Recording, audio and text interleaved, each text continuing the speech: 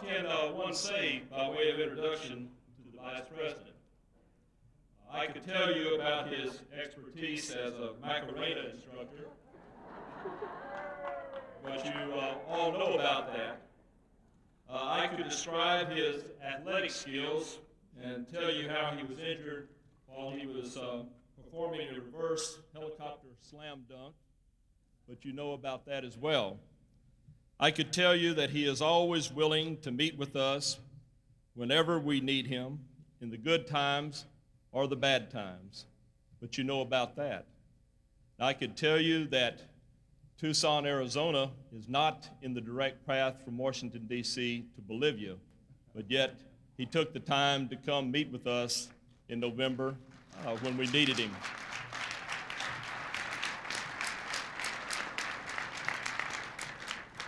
So I think the best way to introduce him to you is to say very simply, ladies and gentlemen, our friend Al Gore, the best vice president ever. Thank you very much. Thank you so much. Thank you. Thank you very much. Thank you very much.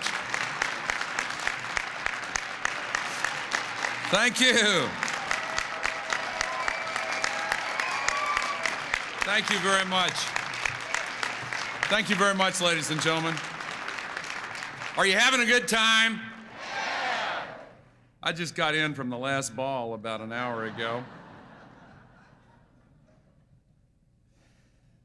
On a day like this, aren't we proud to be Democrats? And of course, how proud we are to be Americans after a day like the one we enjoyed yesterday. And didn't our president give a magnificent inaugural address?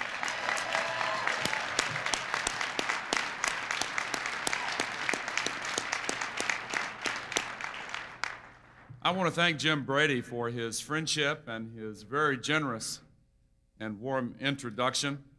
I want to acknowledge all of the distinguished guests who are on the dais here. In doing so, first of all, I want to thank Chris Dodd for his great work, for being our party's public voice these last 2 years. We could not have asked for a more articulate or more powerful spokesman for our cause than the great, distinguished senior senator from Connecticut, a great American, a great Democrat, a great friend. Thank you, Chairman Chris Dodd.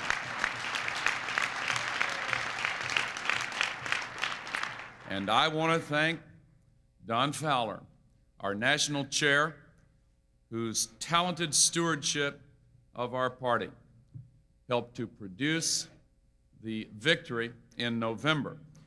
With his experience as a state chair and with his willingness to log more miles than practically anyone ever in supporting the efforts to protect our values and to promote the president's agenda and the Democratic Party's purposes, he has guided our party's comeback, and we are deeply grateful to you, Chairman Don Fowler. Thank you very much.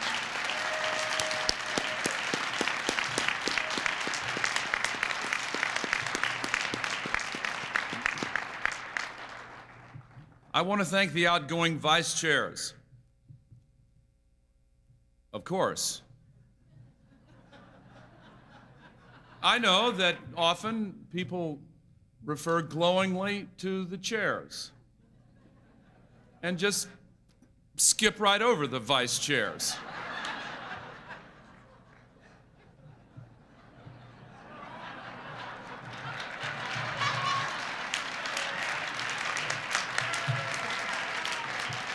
Being vice chair is one of the most important responsibilities in any organization.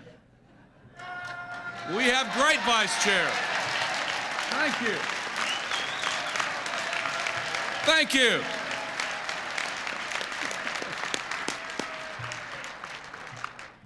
Incidentally, there's one vice chair I especially want to single out, Deb DeLee, because she's been a good friend and a great leader in our party as its interim chair, as a vice chair, and most especially as our convention chair, organizing and hosting the most successful convention in Chicago. Thank you, Chicago.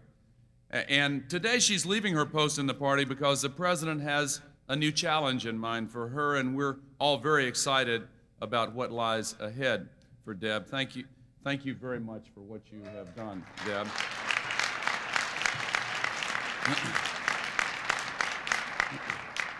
I'm going to acknowledge some others, but I'd like to pause here and acknowledge someone who is not a part of the DNC slate, but an individual who, working closely with the president and me, had as much to do with the victory in November as any other living human being.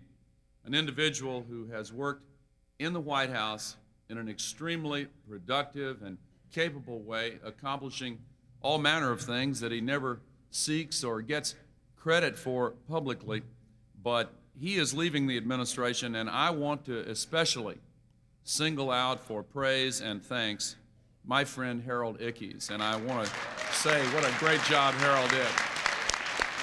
Where are you, Harold?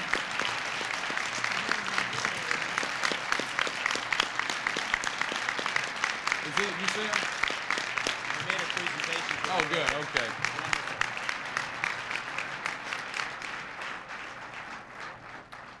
To the DNC leadership team, let me say to all of you as a group, I am extremely proud and extremely grateful for your service to our party. And all of us are equally proud of those who will follow in your enormous footsteps. Governor Roy Romer and Steve Grossman, what a great leadership team. Thank you for electing them, and thank the two of you for agreeing to take on these responsibilities. I'm very excited. And you know, I joked earlier about our vice chairs. We have a new set of vice chairs that I understand is going to be asked to shoulder even heavier responsibilities and become much more involved in the leadership of the party and the articulation of our party's goals. And this group is truly remarkable. Gloria Molina, Bill Lynch, Gary LaPel, Linda Chavez Thompson, and Lottie Shackelford, and Deputy Chair Mazie Hirono. This is the most diverse set in our party's history, a fantastic leadership team, and I want to say congratulations to each and every one of them.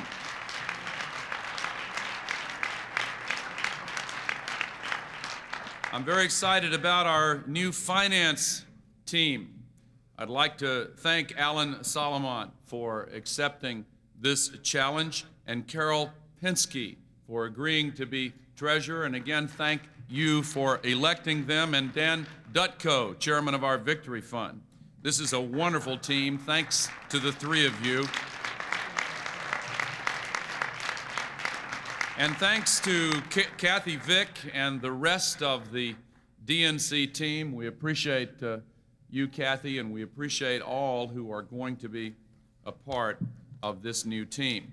To the other distinguished guests who are here, thank you for being present. Incidentally, the Reverend Jesse Jackson is here, and I wanted to acknowledge Reverend Jackson, who is here.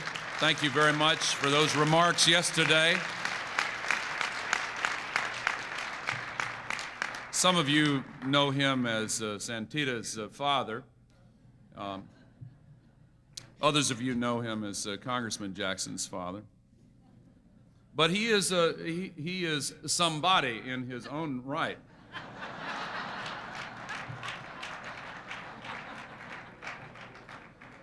I understand Mayor Dennis Archer is here, and I'm sure that there are lots of elected officials and dignitaries that I just don't know to acknowledge. I hope that all of you will forgive me if I have left you out. Finally, to all of you, thank you for strengthening and invigorating our party. President Clinton and I are grateful because yesterday at the Capitol, when we were taking our oaths of office, both of us knew that we were standing on your shoulders. You lifted us up to that place from which we spoke those historic words. We were lifted up by a party with a rich history and a sparkling tradition of opportunity, tolerance, innovation, and justice. Ours is not just a collection of people who share a ballot line. Ours is a community of conscience, a constellation of women and men who hold common values and dream common dreams. We, all of us, work to reach out to those who want to reach up, to renew Dr. King's promise, to make civil rights, in President Clinton's phrase, not just the law of our land, but the condition of our hearts. That's what we Democrats believe. That's what we work for and fight for.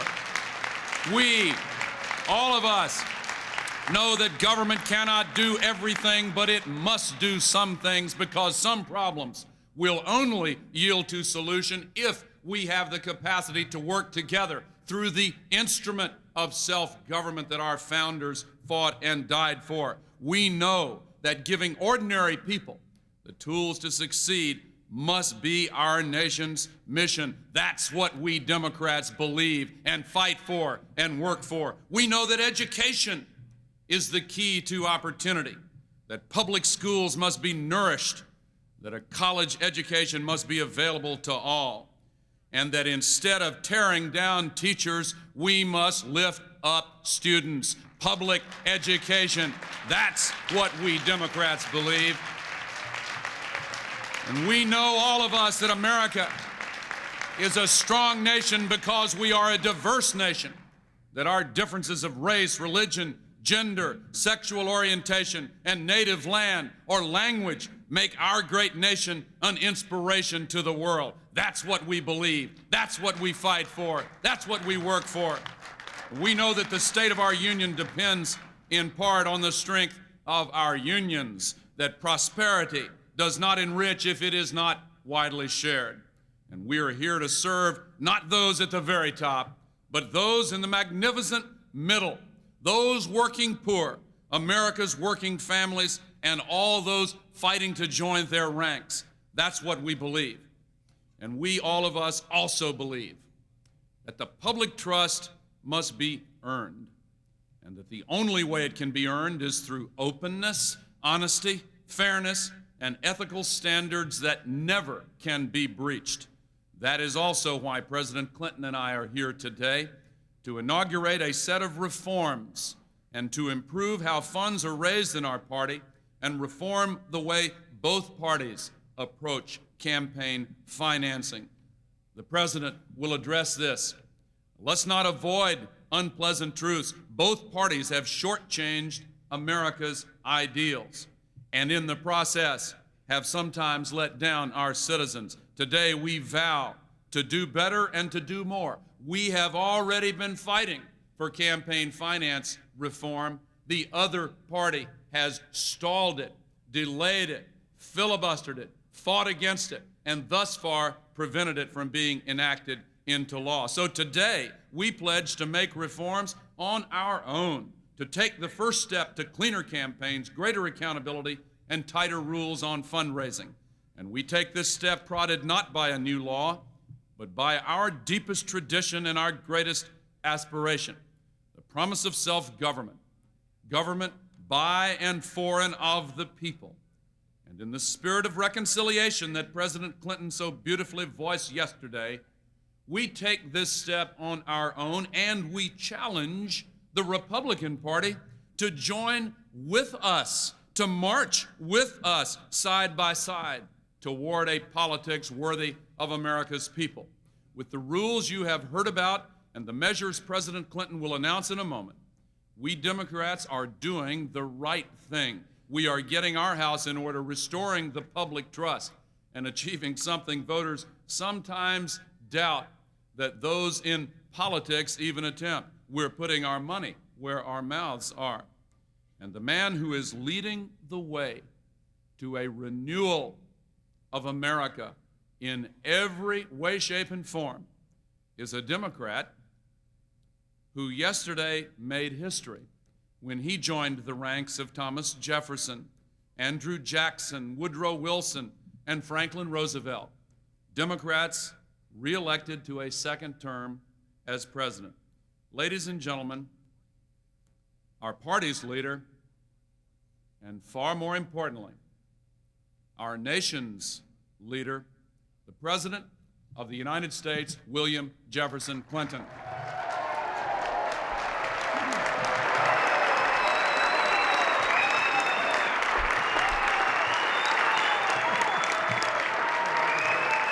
Thank you.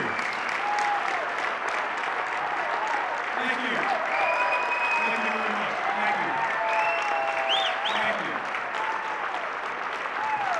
Thank you very much. Thank you. Thank you. Thank you very much. Thank you. Thank you. Thank you. Thank you.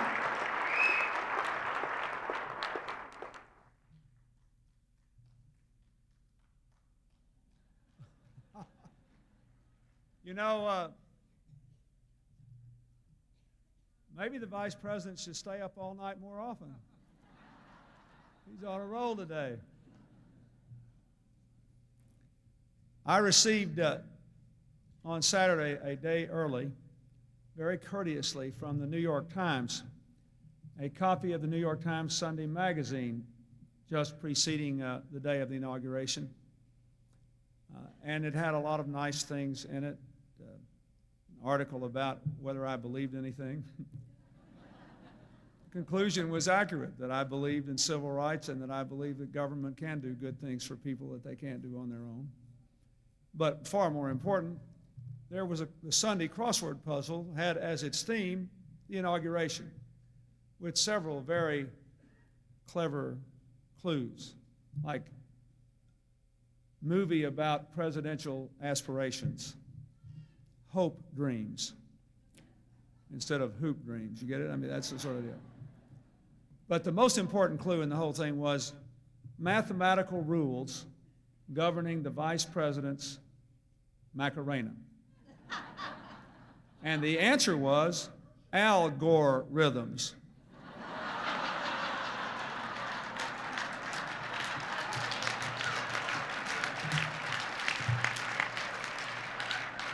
And it struck me that a major part of the history of this time will be the algorithms that have reverberated across America. Ladies and gentlemen, I come here more than anything else to thank you, to thank our outgoing leaders and our incoming leaders, to thank the members of the Democratic National Committee, and all those whom you represent who are active in our party, who were there in that vast crowd yesterday and along the parade route, and even more of them who were back home just watching and cheering on television. I was asked many times yesterday how it felt the second time around, and I always said, better. It feels better. Better because America is better than it was 4 years ago, and you should feel a great deal of pride in that.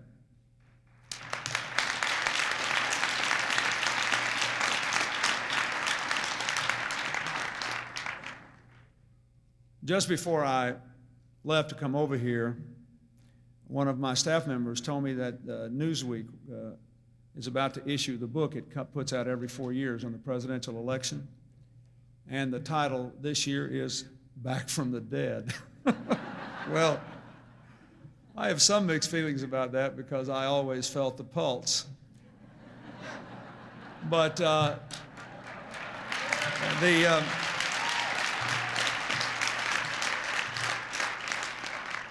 but for your role in bringing us back from whatever it was we were in right after 1994's election, I thank you, and I hope you'll always be very proud of it.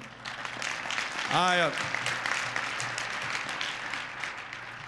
want to say a special word of thanks, as the Vice President did, to Senator Chris Dodd for going all across this country and for being a powerful and eloquent voice, and for proving that politics can be noble and can be fun. and that we need not be ashamed of being Democrats or being involved in the American political system. I want to thank Don Fowler, who has toiled in our vineyards for decades, for being willing to leave his comfortable and encouraging surroundings and come up here and live in what is not always the most hospitable climate, for 2 years to fight this battle. Their efforts resulted not only in the first Democrat to be reelected in 60 years, but to gains in the House, to gains in the state houses across the country. We celebrate the election of the first Asian American governor in the history of America and the first woman governor of New Hampshire in the history of America.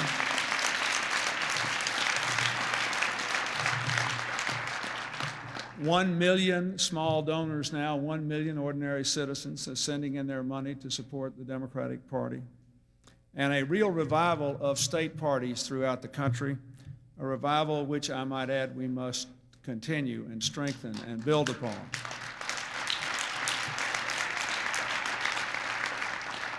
I want to thank the Democrats who helped in our inaugural, Terry McAuliffe, Ann Jordan, Craig Smith, and Deb Wilhite, and a special word of thanks to the man who oversaw it all, whom you honored earlier here today, Harold Ickes, for this inauguration, for 2 brilliant national conventions, for the beginning of an organization in New York which, after 5 years of effort, produced 1.6 million votes in plurality for the Clinton-Gore ticket in 1996.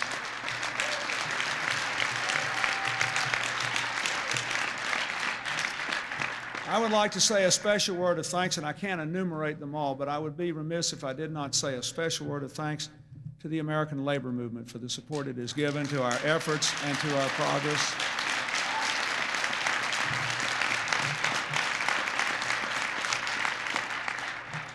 And a special word of thanks for their role in one of the still untold stories of the last 4 years, the teachers of this country, for the advances we continue to make in investment and opportunity for education in the last 4 years.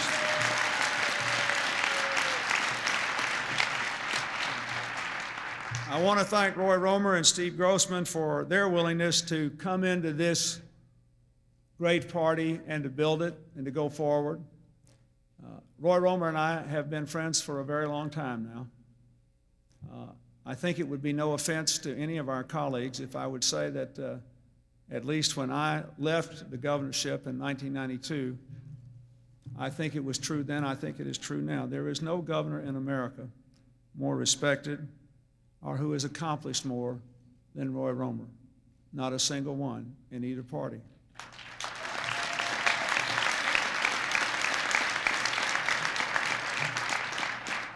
Today, he is recognized as being the person who knows the most about education and our national drive toward having high standards.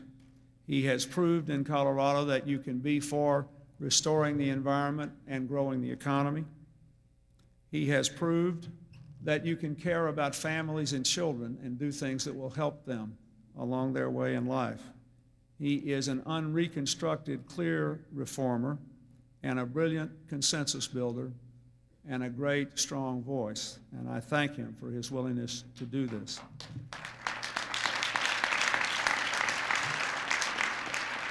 I want to thank my friend Steve Grossman, who has labored in our vineyards. He's been a state party chair and active in our finance operations. He's been a success in business and a success in running AIPAC. I told him if he could get everybody in AIPAC to get along, he could certainly get everybody in the Democratic Committee to get along. He took the reins of the Massachusetts Party in 1991 and 92 after the 90 elections when they were at a low ebb, and began the process of rebuilding, which led in 1996 to the first all-Democratic delegation for Congress in Massachusetts since 1872.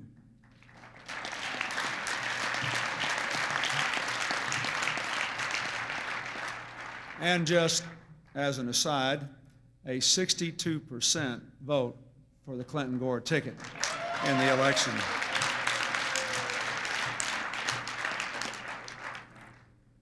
Yesterday I said that I wanted us to build a land of new promise in America in the next century. with a new kind of government, a new sense of responsibility, and a new spirit of community at home, in the world, and in our dealings with each other.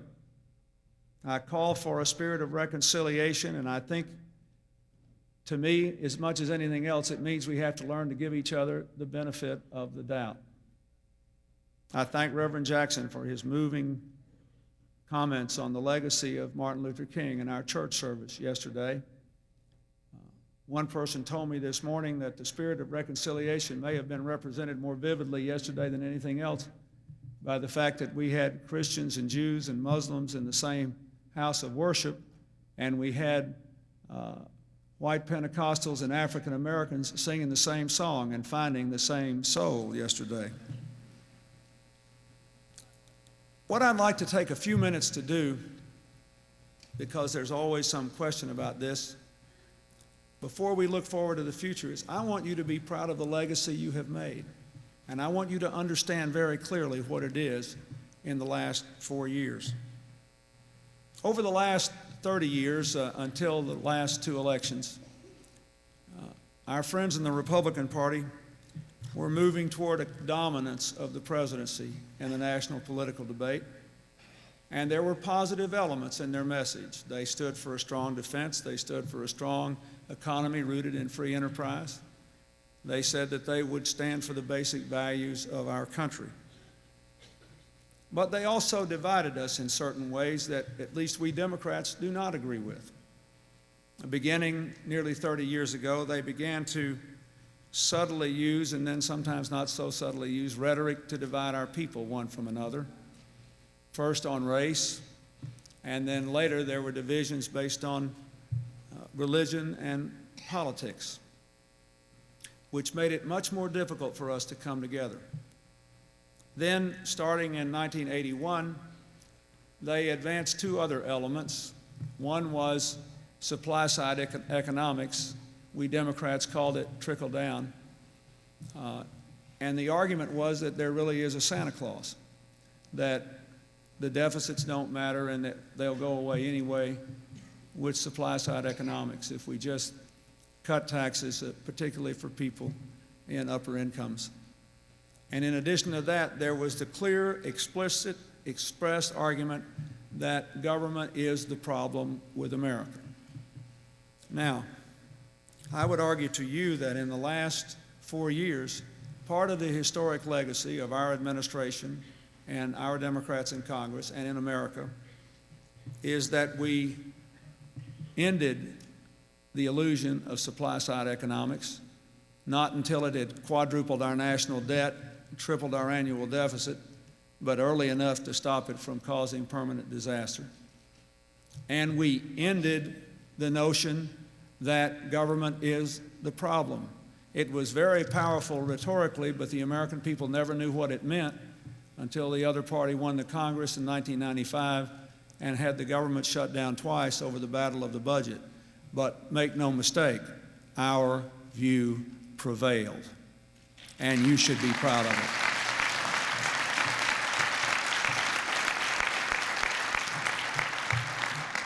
And we have not ended, but we have at least eased this notion that we can advance our country by becoming divided one against the other. People know that as we become ever more multiracial, multi-ethnic, multi-religious, that is a recipe for destruction.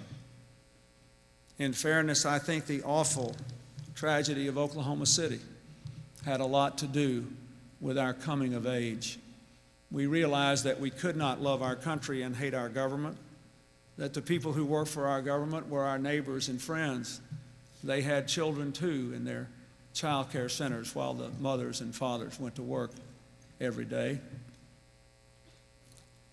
But I think the fact that the Democratic Party was a clear and constant voice for reconciliation and for not permitting our racial or our religious or our political differences to consume us has made this country a better place and has dramatically changed the political debate forever as we look toward the future. That is a part of your legacy, and you should be proud of it.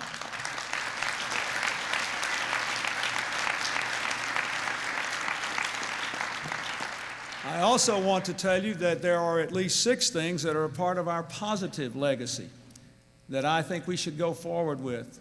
And they must be the basis of our mobilizing our state parties, of recruiting good new candidates, of getting people to show up when you have these meetings back home, and of making people proud to be Democrats, and of making people believe that they ought to send a small check to the Democratic Party on a regular basis. If they don't want big money and organized money to dominate the process, they have to give the little money.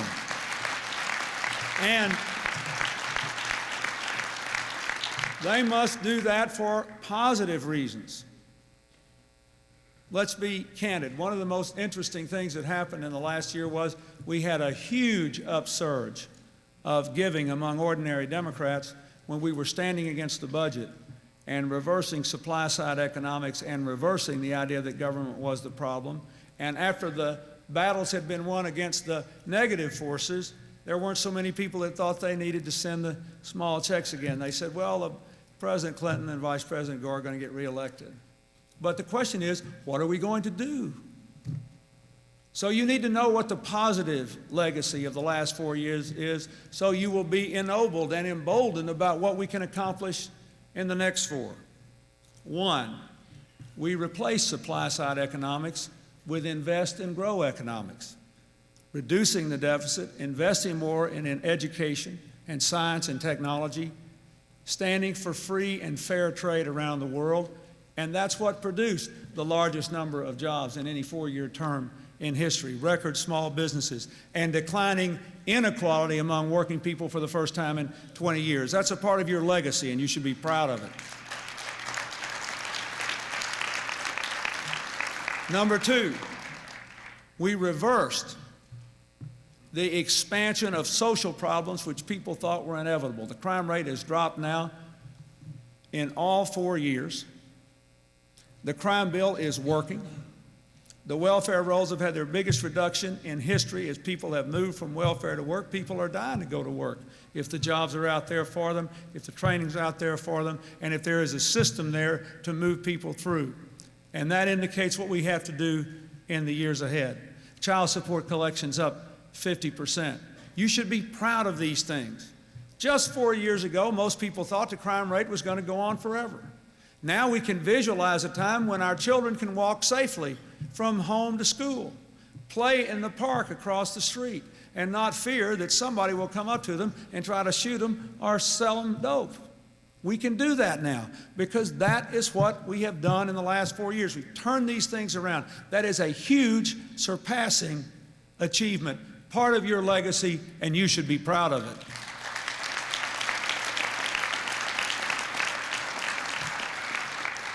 Three, we Democrats have restored the primacy of family and community to our social policy.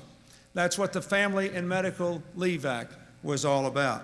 That's what the Earned Income Tax Credit, which is now giving tax reductions to people with incomes up to $30,000 a year who have children in their homes, was all about. That's what our reforms in retirement, we secured the retirement of 40 million people. Made it easier for people in small business to get retirement. That's what it was all about, putting family and community in the center of our social concerns. That's what the Vice President and Henry Cisneros were doing with the Empowerment Zone Initiative, trying to let people in communities all across America seize control of their situation and make it better. That's what we were doing with the V-chip. That's what we were doing in trying to protect our children with against tobacco advertisements. That's what we were doing with a zero tolerance for guns and drugs in schools. Putting family and community back at the center of our concerns so that now no one thinks of family values as being the government is the problem, the government is the enemy. Now the question is, what can we do together to build strong families and strong communities? That's part of our legacy, and you ought to be proud of it. The fourth thing we did, again, I say, was not only to stand against the forces of division, but to say that community is a good thing, that we'll be better off in the future in the global society if we can all work together and learn together and build new ties that bind us together. We'll be better off. You can see that in what we did with affirmative action Mend it, yes, but don't end it till it's not needed anymore. You can see it with what we did with immigration. Protect the borders, yes. If people are in the criminal justice system, send them home. Be tough on the workplace. Don't let people go in and take jobs away from American workers because their employers want to bring in people to work for slave wages.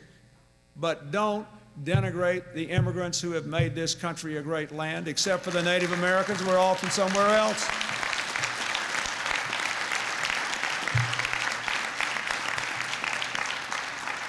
You can see it in our response to the church burnings. You can see it in response to what we did with the Religious Freedom Restoration Act, trying to liberate people from the notion that there was never a time when they could express their religious convictions in a public forum.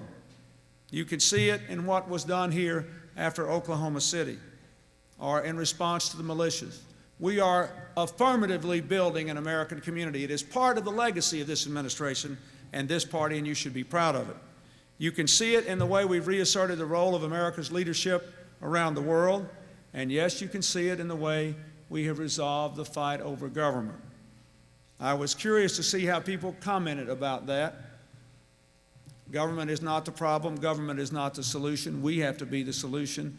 Government is the instrument by which we give each other the tools to make the most of our own lives, which means that we have downsized the government with the Vice President's Reinventing Government initiative, but there are times when the government should do more. More on family leave, more on helping people succeed at home and at work, more in opening the doors of college education to everyone, more in investing in early childhood education. And we can't rest until the people who are still shut out of the health care system, especially the children of poor working people, have access to it.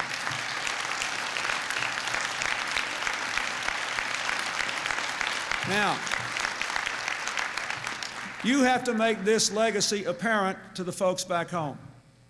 And in order to do it, we have got to end the divisions in thinking in our mind. We all talk about how the so-called bipolar world is over, you know, freedom versus communism, but the bipolar mind is still holding us back.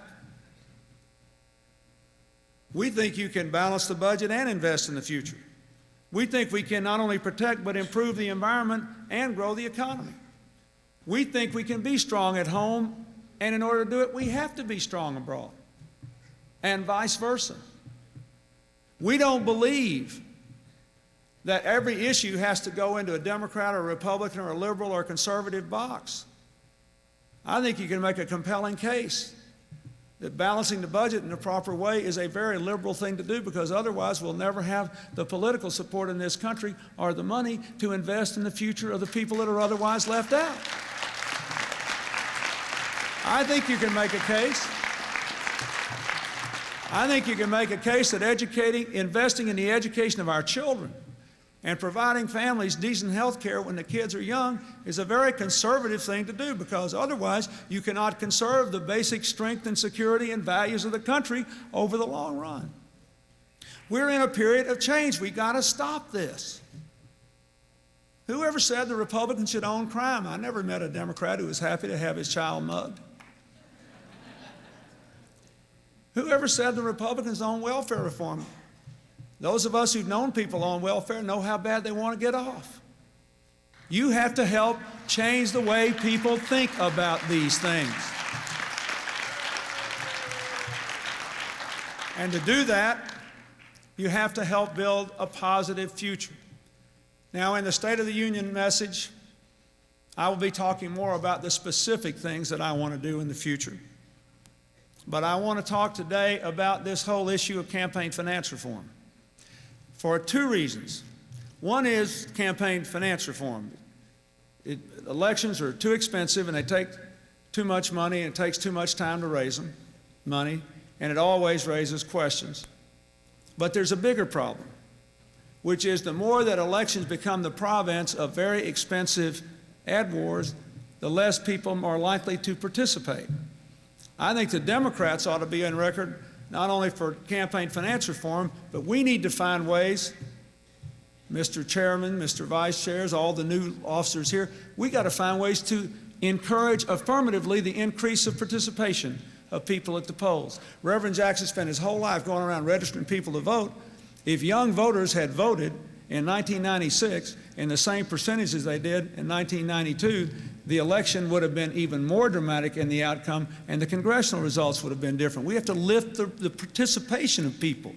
And we need to see campaign finance reform not only as restoring the trust of citizens in their government, but as one step of increasing the participation of people in our common affairs. You cannot have a national community if half the community doesn't show up.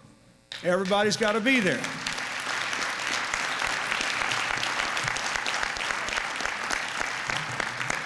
But we, the Democrats, have to continue to be and intensify our efforts for campaign finance reform. And it has to be a bipartisan solution. Today, Senator John McCain and Senator Russ Feingold and Representative Chris Shays and Marty Meehan in the House and the Senate, a Democrat, a Republican, are introducing their bipartisan campaign finance reform legislation. It is tough, it is balanced, it is credible. It should become the law of the land. We know from experience, I went through this for 4 years, that all you have to do to kill campaign finance reform is just not do it. Nobody ever wants a vote up on the tote board, I killed this bill, so they just keep letting it die in the Senate with the filibuster. Delay will mean the death of reform one more time if it happens. So I ask members of Congress in both parties to act now. While the public is watching, while the momentum is building, act now. Don't delay. You've got a good bill here. You've got a good forum. Resolve the differences and go forward.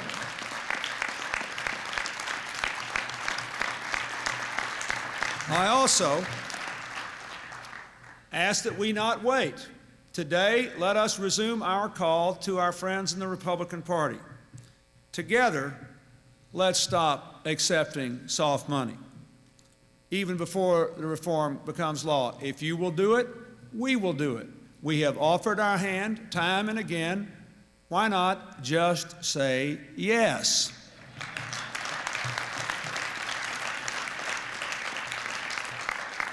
Today, as a first step, the Democratic Party has announced several changes unilaterally in the way we raise money. I thank the DNC for agreeing with the position that we took in the campaign, not to accept contributions from non-citizens and foreign-owned businesses, and for taking other steps to limit contributions that may otherwise raise questions about the integrity of the process. These are sound and necessary first steps in the reforms we need. We should go forward from there and take the next step. Now, let me say again, let's be realistic about this. There have been problems with this all along the way.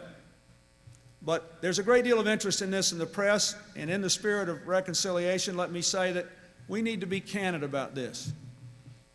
On the other side, our friends may not think that they have any interest in campaign finance reform. Why should they? They raise more money, they raise more foreign money, they raise more money in big contributions, and we take all the heat. It's a free ride. Secondly, let's be candid. Once you're in office, whether you're a Democrat or a Republican, if you've done a good job and you've got friends out there and they can relate to you, you at least know that maybe even if it's bad for your party or bad for your country, maybe you can protect yourself. If some wave of hysteria comes along that threatens to wash you away, and at least if you can raise the money, you can have your own case heard. I say that to make this point. We hear a lot in America about the cynicism that exists between the public and the politicians, or how cynical the press are about the politicians. The problem with cynicism is that it always eventually becomes a two-way street. You cannot end cynicism unless all parties involved are willing to give each other the benefit of the doubt.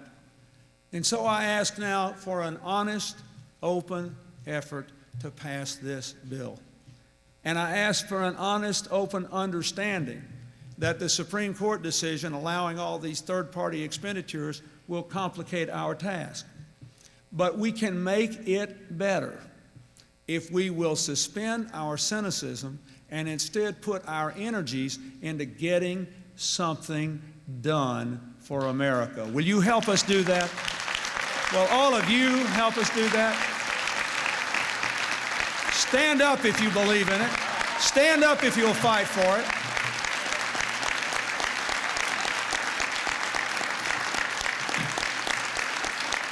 We can do this, and I want you to help. Thank you, and God bless you.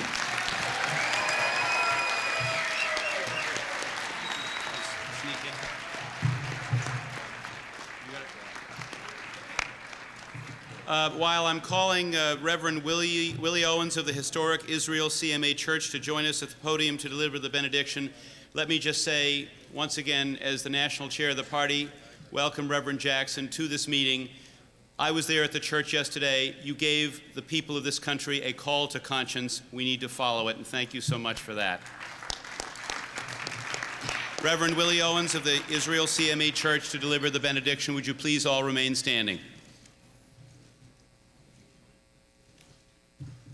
With our heads bowed, now, O eternal Spirit,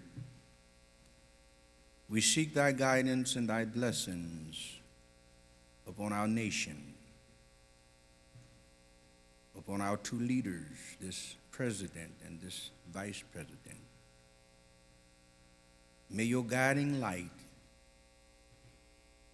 guide all of us toward the 21st century. Thou who have kept us, who is able to keep us from falling, it is in thy name we pray. And the people of God said, Amen. Amen. Thank you, Mr. President. Thank you. Thank you. This is a real honor. May I have a motion to adjourn this meeting of the Democratic National Committee? A second. All ayes. May I have the ayes? Having heard none, any nays, the meeting is now adjourned. Thank you so much. Have a good, safe trip home. And support the President on this bold initiative today in every city and town in this land. Thank you so much.